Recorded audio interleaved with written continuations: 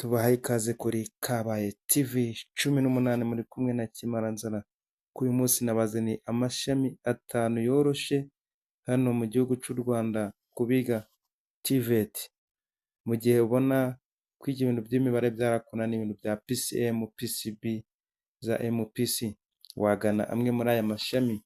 Tudatinze reka tubabwire amashami 5 yoroshe hano mu gihugu cy'u Rwanda ku bantu biga TVET. Ku mwanya wa mbere turaza kuhasanga food processing cyangwa se food beverage operation. Iri shami niryo ryoroha cyane bwa mbere. Iri shami ryigisha ku bintu bijyanye no gutunganya ibyo kurya, cyane cyane ku bantu bateka nko mu mahoteli, mu birori ndetse n'ahandi. Abenshi baba barize food processing. Ku mwanya wa kabiri twaje kuhasanga ishami ryitwa tailoring cyangwa se fashion design. Iri ni isomo rijyanye n'ibintu byo kudoda. Naho ku mwanya wa gatatu turasanga hair dressing cyangwa se beauty therapy. Ibi ni ibintu bijyanye no gusiga inzara, gusuka n'ibindi bisa n'ibyo ngibyo. Ku mwanya wa kane uribaza mbese turahasanga iki? Reka tukubwira no ku mwanya wa kane nanone nawe utaziyemera ku bana bawe ngo wari umuhanga, ngo waramenaga kandi warabonye shimi ikunaniye, mati ikunaniye, fiziki ikunaniye, ukagana rino shami.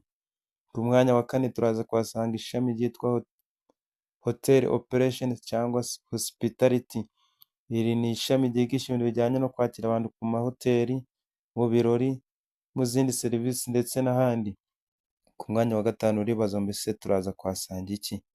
Ku mwanya wa gatanu turaza kuhasanga ishami ryitwa office administration cyangwa secretarial study. Iri naryo shami rya nyuma mu mashami 5 twe twabateguriye.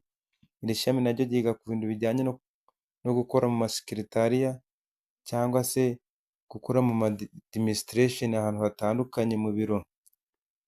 Tubibutsa gukanda subscribe kuri Kabaye TV 18 ndetse no kudukurikira ku rubuga rwa TikTok Kimaranzara, ugakanda ku gasaraba, gakora follow ndetse no kugatemuka na sharinga kugira ngo video zacu zibashe kugera ku bantu batandukanye.